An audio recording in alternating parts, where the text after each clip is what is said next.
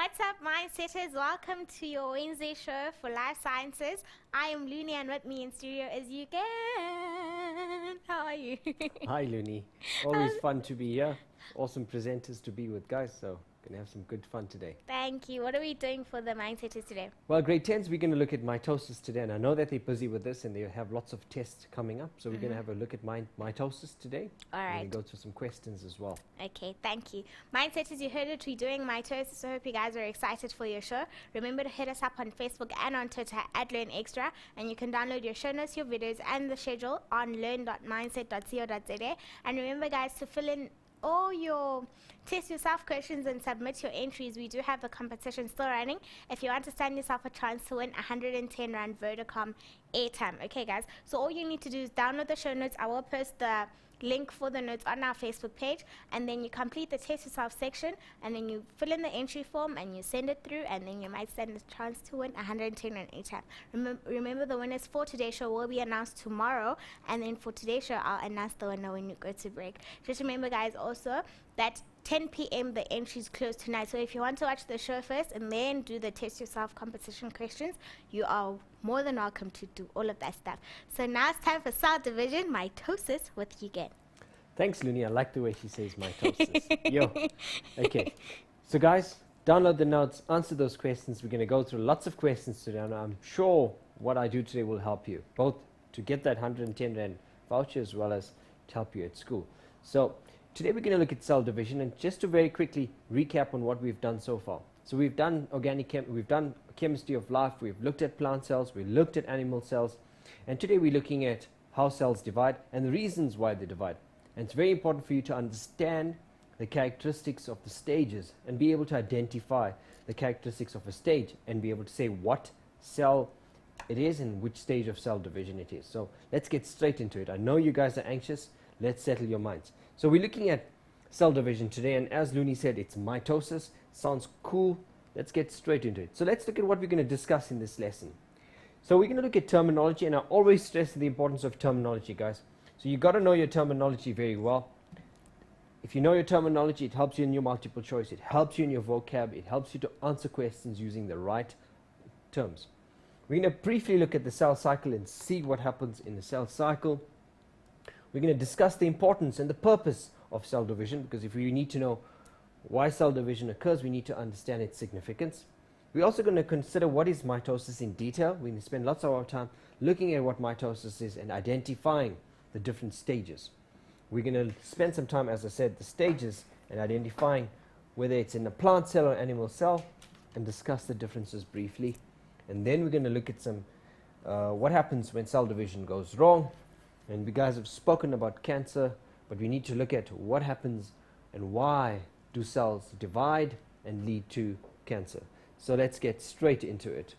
Right, and obviously, guys, at the start of the lesson we post the challenge question, and that's for you guys to be able to, and we'll have a winner probably at the end of the lesson, but you guys need to look at this question. I'm going to read the question.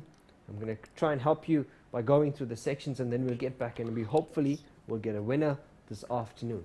Okay, so here's the question. Arrange the following diagrams in the correct sequence. So we're going to, in the correct sequence, to illustrate mitosis in an animal cell. Write down only the letters in the correct sequence. Now, what we're looking at in this diagram is we're looking at 1, 2, 3, 4, 5, 6 images of different stages of a cell of an animal cell undergoing mitosis. The challenge is for you to rearrange them in the correct sequence using simply the letters. So a hint would be, guys, to look at these stages, identify the characteristic of each stage, and then to put that into the correct order. So I'm sure you guys have done this in school, but if you're not too sure, guys, let's look at the show notes. Let's go through the characteristics of the stages, and I'm sure by the time we get to the end of this lesson, you will be comfortable and be able to answer this question. So let's see. Let's get straight to mitosis. So we're discussing mitosis today, and it's very important to understand what mitosis is. Mitosis basically is cell division, but it is a type of cell division where the cell produces more copies of itself. And I know that in grade 12 we talk of cell division, which is another type of cell division, which is meiosis. And this is where cells divide for the reason of the production of gametes, or eggs and sperms in humans or in animals, and pollen and ovules in plants. So it's very important at this stage to understand what mitosis is, and to know that in grade 12 you will be doing meiosis, but it's slightly different. It is a type of cell division. We're going to briefly look at the cell cycle. We're going to talk about chromosomes, chromatids, centromeres, and we're going to look at the structure of that in detail. And then obviously we're going to get to the phases, and I'll talk more about these as we get to diagrams, and we talk about interphase, prophase, metaphase, anaphase, telophase, and those are the stages that we're going to look at this mitosis and understand characteristics of them. And then we get on to discussing cancer, and we're going to talk of what cancer is and how cancer is formed, and we talk of benign tumors, and there's a term which we refer to as malignant tumors. We're going to discuss that. We're going to differentiate between the terms cytokinesis and karyokinesis, and I think it's important for you to know these terms, and maybe we discuss that at the start when we get into the cell cycle. And then we're going to discuss what a tumor is and what is cancer. So lots of terminology. If I were you, I'll put these words down. As I always say, at the start of each chapter, make sure that you put down the important terms so that you can always relate to them, especially when the time you're preparing for a test and an exam. Let's get straight into it, guys.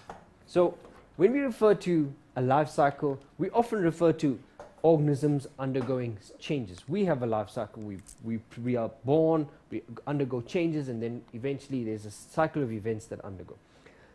Like a human would undergo, or any organism undergoes a series of changes in its lifespan, a cell cycle will essentially talk to the stages that a cell undergoes in its life.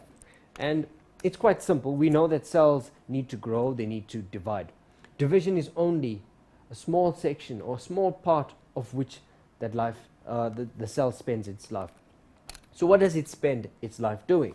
So firstly, you have a predominant stage called interphase, and you have a stage called mitosis. So the cell cycle can be broadly divided into two stages, interphase and mitosis. So we're going to discuss the characteristics of interphase and why interphase happens, and then we're going to look at mitosis in detail. And just for understanding purposes, and so that you understand that the cycle consists of different stages called the G1 phase, and in this the cell grows and it prepares for cell division by a process called replication. So here the cell undergoes replication, and that is a characteristic of that stage, and it also undergoes a stage where it matures and it grows to form organelles and becomes specialized. And then when it gets to that stage, it undergoes a series of cell division, or what we call karyokinesis, where the nuclear material divide, and then it undergoes cytokinesis, where the cytoplasm divides. So if we refer to the terms karyokinesis, that would be the division of the nuclear material.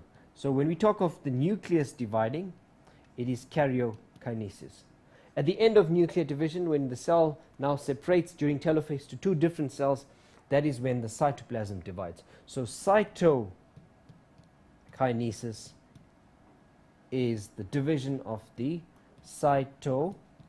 It's very important to remember this, because it's not only the nuclear material that is dividing, it's also the cytoplasm that has to be divided and shared between the two new daughter cells that are formed. So in a very quick segment, we've done the basics of a cell cycle. What we need to focus on is mitosis. So let's get straight into that. So when we look at mitosis and the purpose of mitosis, we need to understand why does mitosis happen. We often talk of mitosis, but you always need to see the significance of it. So for the purpose of growth. So growth, organisms constantly grow. Plants grow, humans grow. After the formation of a zygote, all the growth that happens in a human from the time of the zygote to a fully formed individual, and as we get older, is through mitosis. So the production of hair, the production of fingernails, the production of new skin is predominantly through mitosis.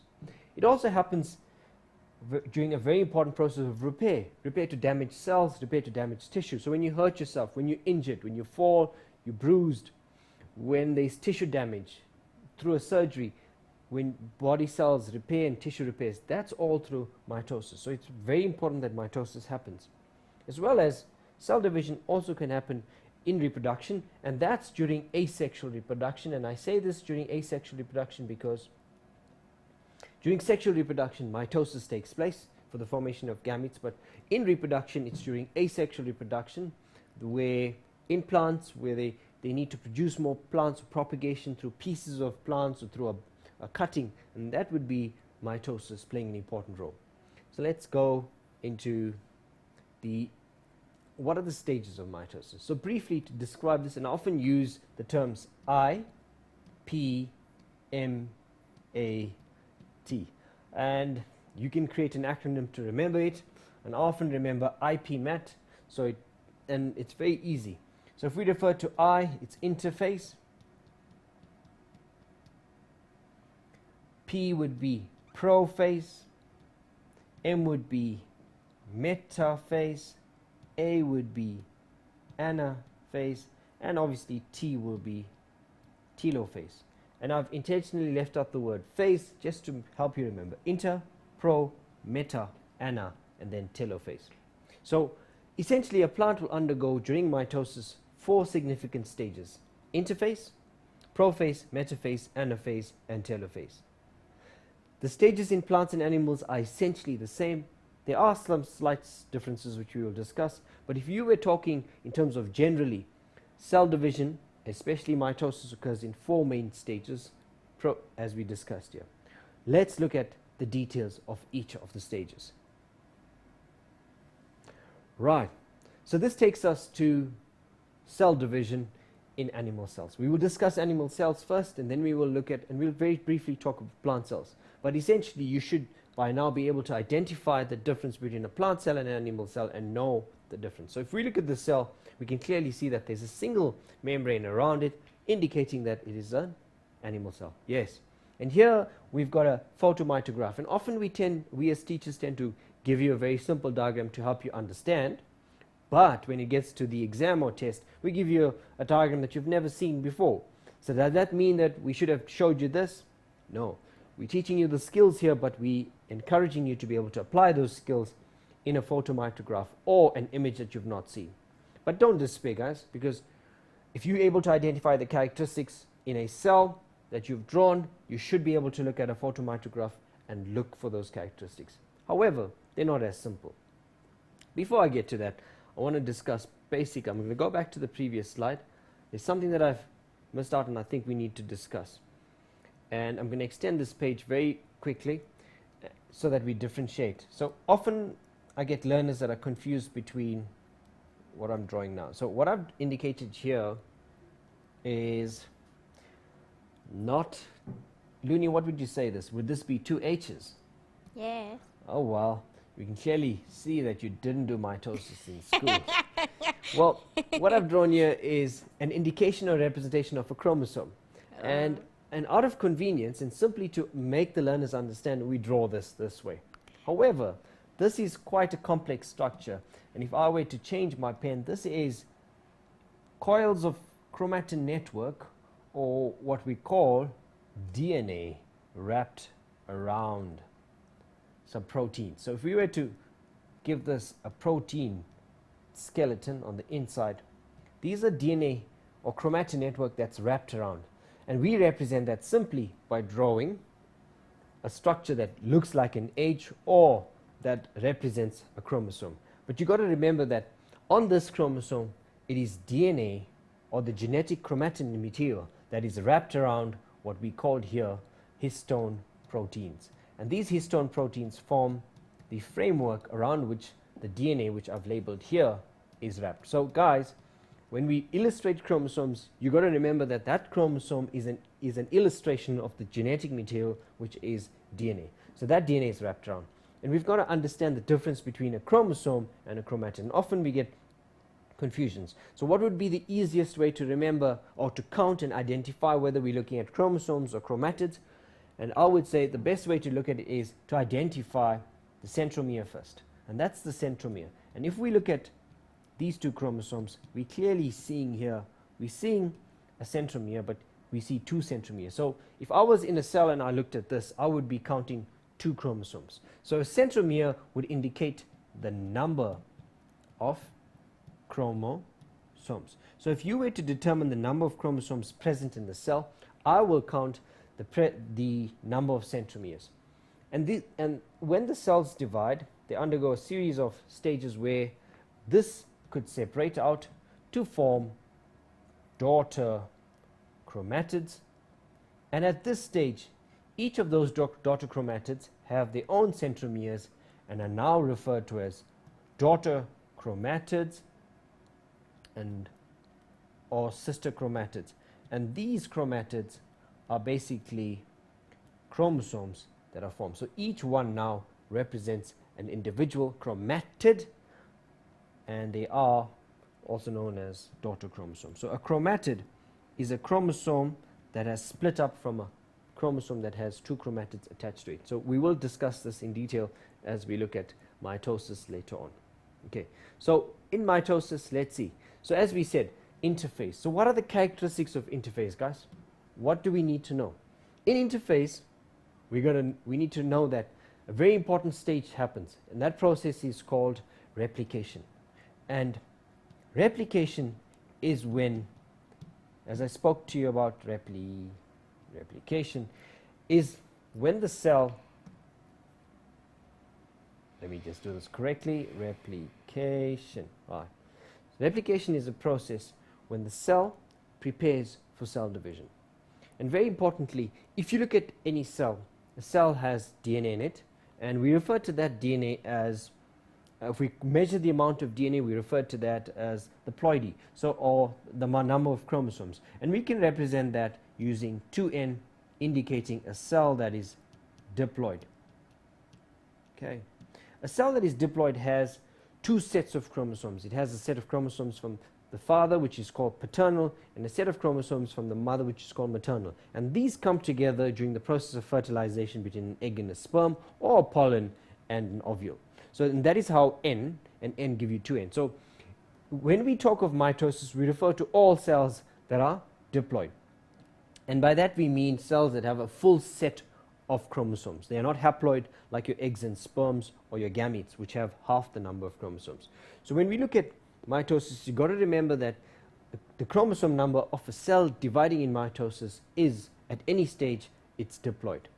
Okay, cool. So we got to remember that during the process of interphase, the cell needs to prepare, and by preparing, it undergoes replicate. And the word replicate simply means copy. So if you were trying to get funny with people and said, well, I didn't copy their work, I replicated their work, you actually mean the same thing. So often I get learners that say, well, so I didn't copy the work, I just borrowed his work and I replicated it, which simply means you copied it.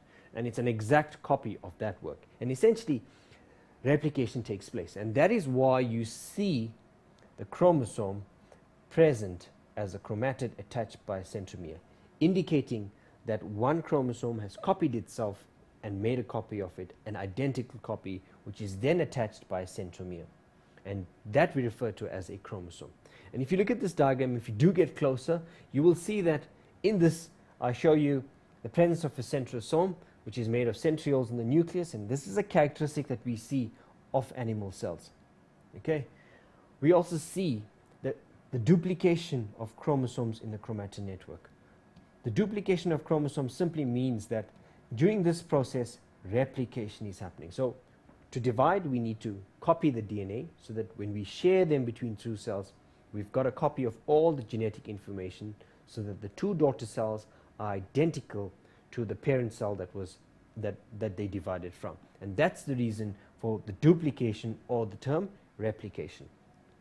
Here we also see the nucleolus, and the nucleus plays an important role in coordination of cellular activity and the synthesis of proteins, as well as controlling cell division. So we've looked at interphase, and it plays an important role. During interphase, we said the characteristic is that the cell undergoes replication, and we see the formation of chromosomes. So we will look at chromosomes forming, or the process of chromosome forming, so that the next stage of cell division occurs. Now, the next stage is prophase, but guys, I think You've been very focused. I think it's time that we take a little break before we get into the actual stages of prophase, metaphase, anaphase, and telophase. So I think you guys deserve a break. Looney, the guys have been tuned in. I think we give them a stretch break and then we get back. All right. Mindsetters, we are going to take a break. Congratulations to Aphelele Ngobo for winning the Taste Yourself competition from last night's shows. Congratulations to you. Thank you so much for entering, for filling out those questions. Remember, if you want to be like Aphelele, into the competition and fill in your questions for the Taste Yourself competition. We'll see you straight after this break.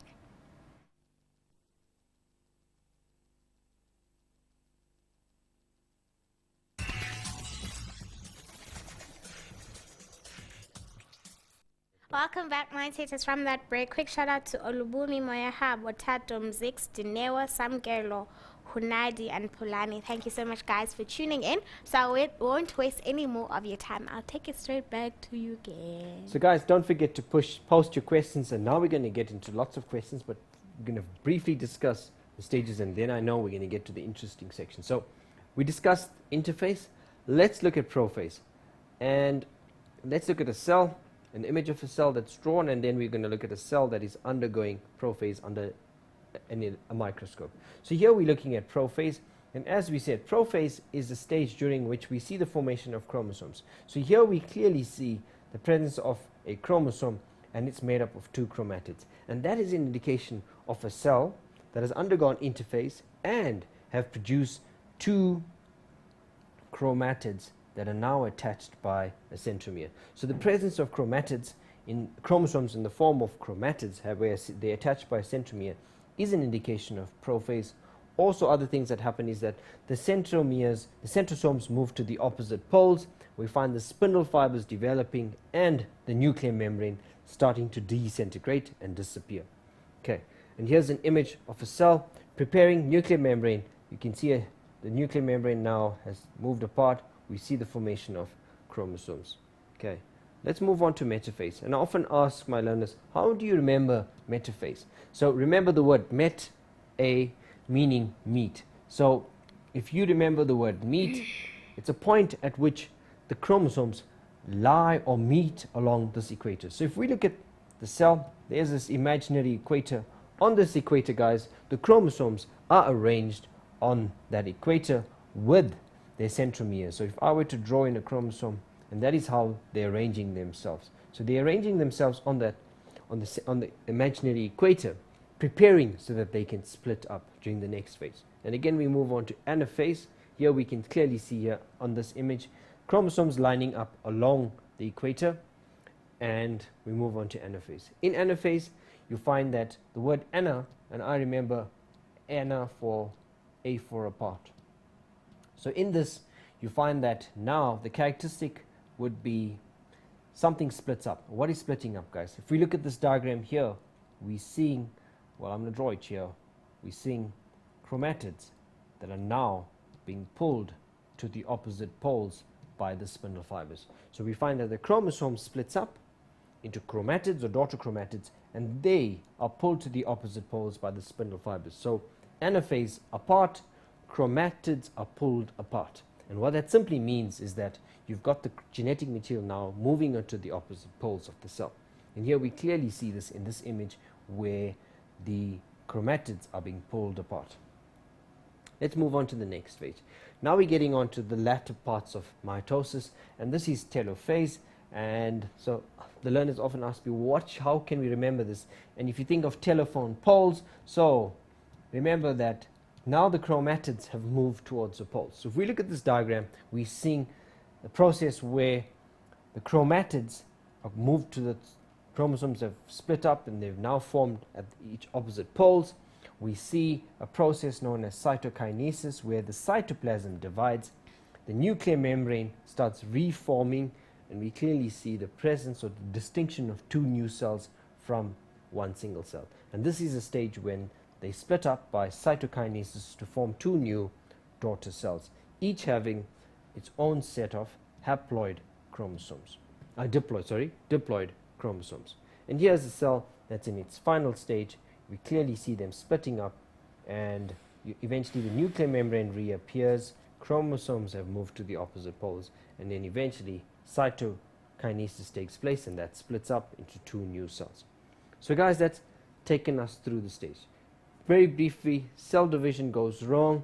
When cells division goes wrong, we get a condition known as cancer. Basically, cells will continuously divide and divide and divide to eventually form tumors. And those tumors could be of 2 types. You have a benign tumor, meaning a tumor that is localized, and a malignant tumor, a tumor that is cancerous and can spread to other parts. So when a cell undergoes multiple divisions to eventually end its life cycle. However, certain cells do not stop dividing, and they continuously divide, and cell death is referred to as apoptosis. If that does not happen, guys, we get a condition where the cells divide uncontrollably, leading to mitosis. So here's an image showing a benign tumor, a tumor which is self-contained in one place with an edge around it. And this tumor is localized. It tends to be in that area. Often, if diagnosed early, can be removed without the consequences of it spreading. However, not all tumors are diagnosed early. Some of them become malignant and they spread to other parts of the body, and that is when we say that it is infected or spread to other parts of the body. So it is not self-contained. It will start getting into the blood system, or it will invade nearby tissues. It could establish a system of tubes or vessels that attach that now absorb nutrients and blood from healthy tissue and affects that growth. So we refer to that as a malignant tumor. Causes of cancer and types of tumors. So we have malignant tumors and benign tumors, and basically anything that causes cancer is called a carcinogen. So a cancer-causing agent is a carcinogenic agent, and these could be from ultraviolet radiation, it could be nuclear radiation, it could be chemotherapy, it could be chemicals that cause it, it could be even caused by certain viruses that can trigger cells to divide uncontrollably. So these various factors, and we refer to them as carcinogenic factors, and often these can be prevented if we can. Okay, so let's get straight to the questions, guys. I know that you guys are eager, you've got lots of questions, so let's hear those questions. Send them through to Looney so that we can get through them in the next segment. So in this diagram here below, there are various cells undergoing cell division at different stages. Study the diagram and then answer the questions that follow. So we've got to look at this. So a series of diagrams, and here if we look at this, very nice cells undergoing different stages of cell division. Let's look at the questions. So the questions. Identify whether cell division in the above diagram is occurring in a plant or an animal cell. If we go back to this diagram, if we look at it, I'm going to give you a chance to think about this. For us to be able to say whether it's a plant or animal cell, we need to look at the structure.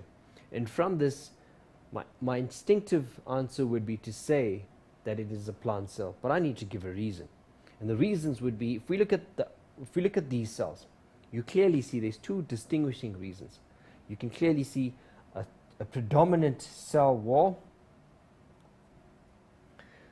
We can see a predominant cell wall. I'm going to change my color maybe to make it more visible for you guys. Okay, I'm going to try, let's see, Tumi, what's your favorite color? Maybe green. How would green look on this? Is that any better? Okay, so here we clearly seeing a distinct cell wall. We're also seeing a wall here between 2 cells that are forming, and that often happens, that only happens, we call that a cell plate, and that only happens, let me say that again, that only happens, a cell plate will only form in cells that are undergoing cell division in plants. So here we're seeing the development of a cell plate, another cell plate here. We're not seeing the process of cytoplasmic invagination, which we saw now, or rather cytokinesis, where cells start dividing. So that process where cells start dividing and eventually pinching from away from each other and eventually forming 2 new cells, and that process happens in animal cells. Whereas in plant cells, you'll find that a cell plate develops, and that cell plate then separates out the 2 cells into 2 new cells. So that was the question. Let's look at the next question. Okay, the board is obviously trying to change. It's preempting me to move on to the next question.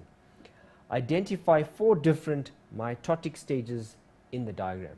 So we need to identify 4 different mitotic stages. And this question would be a question that would come for 4 marks, where you expected to be able to look at a diagram and point out or label on the diagram. So if I were to look at this, if I was looking at this diagram and I needed to label 4 stages, I'm going to look at the 4 different stages. I'm going to very quickly say, well, these are the stages that I need to find. Let's see if we can find them. So the first stage I need to find is prophase. I'm going to look for prophase, and I'm going to point an arrow to prophase. The next phase that I'm going to look for is prophase. After prophase is metaphase, and we're going to look at look for anaphase, and then finally telophase or telophase. Okay, so if we were to look at this, and I clearly showed you here a diagram showing you a cell undergoing cleft plate, and as I said, that would be a cell that is undergoing telophase, where we see the formation of 2 new cells. Here we're seeing a cell that is being split up, 1 cell. This is the original mother cell that splits up into 2 new cells. So that would be telophase. Anaphase, what is the characteristic of anaphase? And as I said, anaphase, the movement of chromatids apart. So we're looking at the movement of chromatids apart. And if we look at a cell that's undergoing that, you need to look very carefully. It's not this. Here, let's look. I think it's this one here. Right, here we're right here. So anaphase would be this. Here we can clearly see the movement of chromatids moving apart. So here there's movement that way, and here's the movement in the other way. It's not as clear and distinct as we may normally when we draw it, but you've got to look at the characteristic, and here we've got to look at, that's a chromosome, and that is the splitting of the chromatids in the opposite directions. That's anaphase. If we look at metaphase, characteristics of metaphase again, guys, yes, they meet along the equator. So here we can clearly see, I'm going to draw this all the way there. Here along this imaginary equator, the chromosomes have met along this imaginary equator. So that would be metaphase. And then prophase would be, if we go to, here we're seeing a cell in prophase, we clearly see the formation of chromatin network and the disappearance of the nuclear membrane. So that would be a stage during which the cell is preparing, undergoes replication, and you can clearly see the formation of chromosomes in that image there. So not as easy to identify them when we see them in cells, but remember, we've got to look out for the characteristics as I described them when I did this. Okay, so let's look at the next question. Which part of a cell actually divides during mitosis? And what is that cell? Which part divides during mitosis? And as I said, the cell undergoes 2 parts of cell division, cytokinesis and karyokinesis. So it is the nuclear material that undergoes division. So when we look at a cell dividing, we tend to focus on the nuclear material dividing, and hence we refer to that as karyokinesis. So the actual part of the cell that is dividing would be the nucleus. However, you got to say that it ends up with cytokinesis, where the cytoplasm divides. Okay, in which type of cell does mitosis occur? Prokaryotes or eukaryotes, and explain why. And that's very important. For you to understand this question, you got to understand what prokaryotes and eukaryotes are. And if you've not heard these terms before, just got to dig in a bit and let's see. So karyote refers to the nucleus. So we see that both these have the word karyote, but what is pro? I know that the grade 11s would be able to answer this question if they're watching, and I'm sure they are anticipating the next lesson. But prokaryotes refer to cells that do not have a true nucleus, and your eukaryotes refer to cells that have a true nucleus. So let's read this question again. In which type of cells does mitosis occur? Cells that don't have a nucleus or cells that have a nucleus? You got to explain why. So I've given you a big clue. Yes, guys, those guys have worked it out. It would occur in cells that are eukaryotes. And the reason why is that in eukaryotes, they have a nucleus, which is a true nucleus, and that nucleus divides. So it occurs in eukaryotes, and the reason why is that eukaryotes have a nucleus, And during mitosis, it is the nucleus that divides. If we think of examples of organisms that are prokaryotes, so if we talk of bacteria and viruses, these are your prokaryotes, and they do not undergo mitosis. They show different kinds of cell division, which is actually, they undergo a series of, it's called the lytic stage, where they use a host cell's mechanism to produce more copies of itself. But that you guys do in grade 11. So for the grade 10s, you need to know prokaryotes and eukaryotes. They are cells that have a, so this is no, so not a true nucleus. And eukaryotes have a true nucleus. So the answer here would be, it happens in eukaryotes. These are cells that have a true nucleus that undergo cell division. We're going to move on to the next type. Name a type of cell that does not undergo mitosis. So this is kind of a tricky question. Which are the cells that do not undergo mitosis? So which are the parts that don't divide? So if we look at in the human body, a cell that doesn't undergo mitosis would be, this is a kind of a tricky question. So you can answer this in two different ways. So which are the cells that don't have a nucleus in the human body? The red blood cells. So the red blood cells will not undergo division. So a red blood cell has a lifespan, it is produced, and after a period of time the red blood cell will be destroyed. And that's the reason because it is a nucleated. So a cell that does not have a nucleus will not undergo mitosis. And in the human body it will be a red blood cell or any one of your other prokaryotes. However, you could also answer the question in the following way. Name a type of cell that doesn't undergo mitosis. So if we talk of cells like the sperms, the eggs, the pollen, and the ovules. So those are cells that are haploid cells. Haploid cells have formed because of meiosis and not mitosis. So cells that do not, that are haploid will not undergo mitosis. Okay, cool. And there's quite a simple question here. Name in order 4 stages of mitosis. And I started off when I said IPMAT. So I'll say prophase. This is very simple for you guys. Prophase, metaphase, anaphase, and finally telophase. And those were essentially the 4 phases of cell division that we need to talk about, and it's in that order. Okay, let's move on to the next question. Name 2 distinguishing characteristics that happen during early prophase. And what is it that happens during early prophase?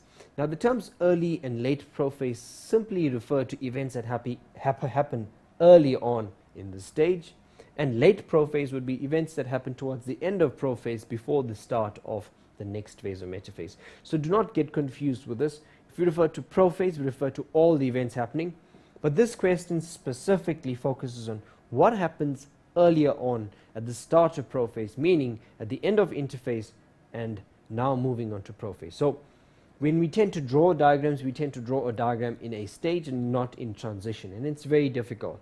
But if you were watching a cell undergoing cell division, you'll be able to see the transition from interphase earlier on in mid prophase and then towards the end of prophase moving into metaphase. So what would I see? Well, in early prophase I would see the formation of chromosomes.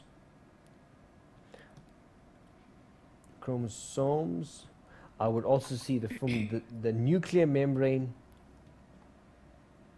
disappears. I could also talk about the formation of in animal cells, the centrosomes, and they move to the poles. So we could say the centrosomes move to the poles, chromosomes appear, as well as the nuclear membrane will disappear. So we find that the nuclear membrane disappears. Cool. Let's move on to the last question in this.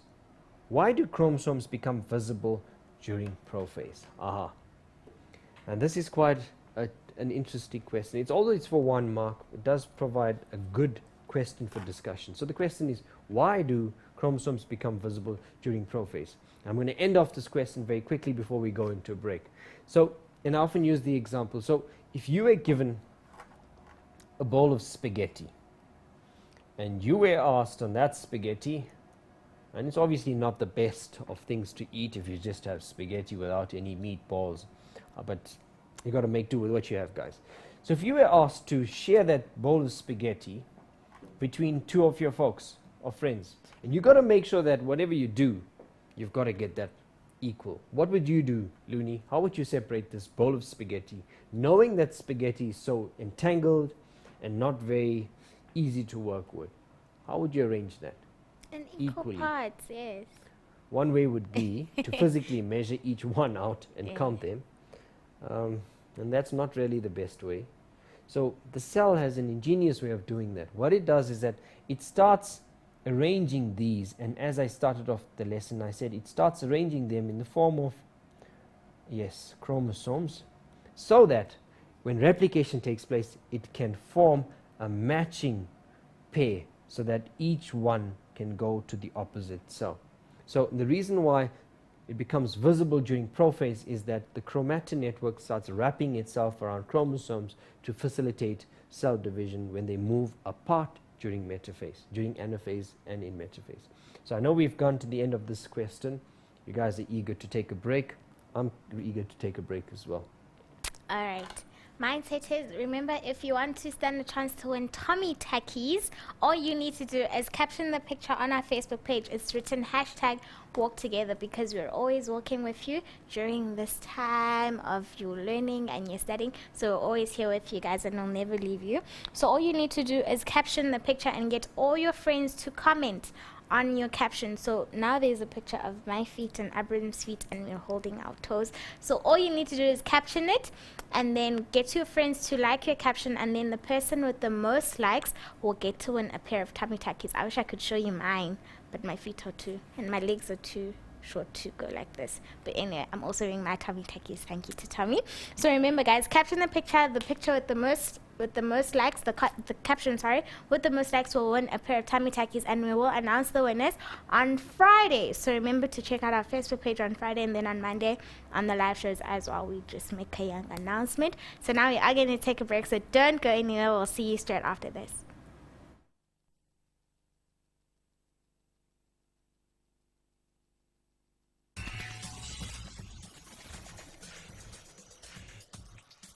Welcome back, my teachers, from that break. Quick shout out to Pumi, Dabo, Hohozo, Benny, Samkelo, Boitumelo, Melton, Vusi, Eugene, Tepiso, Nokolo, and Pulani. Thank you so much, mindsetters, for tuning in.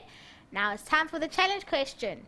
So guys, remember I said I was going to help you, so I did give you lots of clues as we worked through.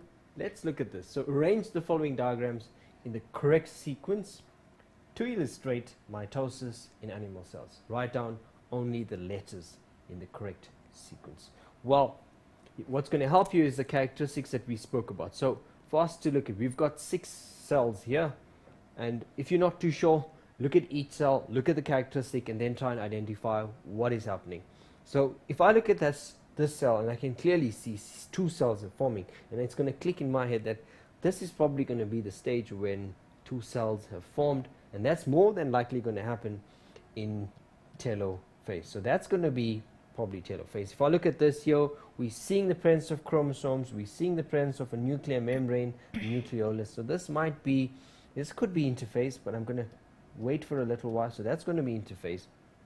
This is quite easy. If we look at the arrangement of the chromosomes along the equator, so we said they're meeting along the equator, so that has to be metaphase.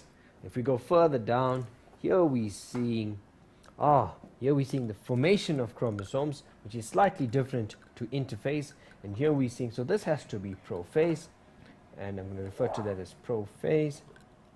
And interesting in this diagram is we see the start or the formation of 2 cells where we start seeing what we call the cytoplasm moving apart. So this is going to be probably early telophase, but so this is going to be earlier on in telophase. And eventually we look at the last cell, we're seeing here they're moving apart, and that has to be anaphase. So here we see chromosomes being split apart into chromatids and being pulled to the opposite poles. So guys, if we were to arrange this, so interphase, so I'm going to go with B first, interphase, and then I'm going to look for the next D, prophase. I'm going to look at prophase, I'm going to look for metaphase, and that's C, and it's C is metaphase. And then after metaphase, we should get anaphase, and there we see anaphase, which is F.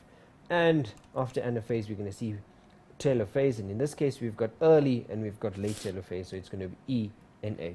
So the answer to the challenge question was B, D, C, F, E, A. And to those of you that got it right, well done, you've been paying attention. To the other guys that didn't get it right, guys, don't worry.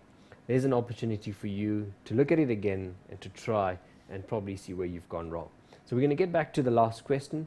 And I know that during the break, Looney spoke about some questions. So I've got a question to do, but we've got some nice, interesting questions from you guys. Let's take them, Looney. All right. The first question is from Benny. He's asking, I think it's a he. What is the difference between plant mitosis and animal mitosis in the telophase? In the telophase. So Yes. Benny wants, is it Benny? Yes. So Benny wants to know the difference between mitosis in animal and plant, and in which stage? He said in telophase. Yes. Am I right? In telophase. So I'm not drawing really the entire stages, but in telophase, if we look at, as I spoke to you guys when I did those questions, during telophase in plant cell, you'll find that the formation of a cell plate happens, because remember that a plant cell has got a thick cytoskeleton. It's unlike an animal cell that has a cell membrane. So the animal cell has the ability to what we call cytoplasmic invagination, where they start pulling apart and then separating.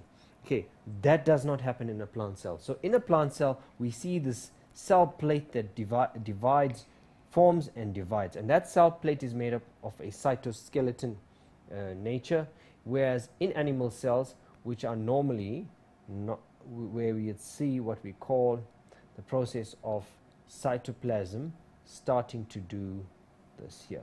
We see this process where the cytoplasm starts splitting up to eventually form two new cells. So the key difference between plant and animal cells in telophase would be the presence of a cell plate which divides two new cells, and what we call cytoplasmic, I'm going to write this word down, cytoplasmic,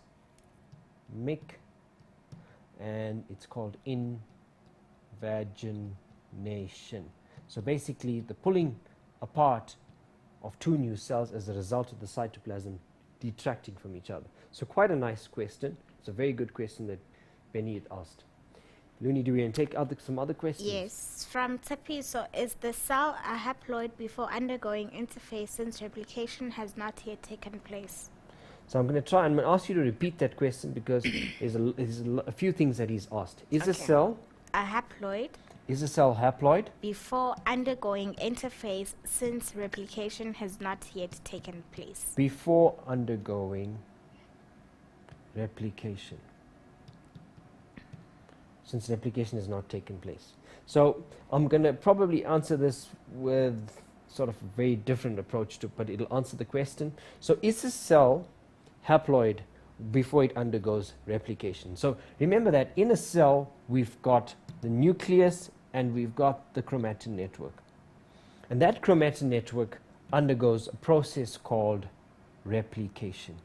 So it's essentially, replication is something that we do in grade 12, where we find DNA, which is that structure, eventually forming a chromosome, forming two new chromosomes, which are that and that, which are then, so the original strand was here, that gave rise to two new strands. It undergoes a process of replication to give you two new strands, and this is essentially what is the cell undergoing. It's undergoing a process of replication and producing a copy, and it needs to do that in interphase so that it prepares for cell division during prophase, metaphase, and anaphase, so that the chromosome number, which we refer to as 2n or diploid and not haploid as the individual needed. Who was that, Looney? Who was that?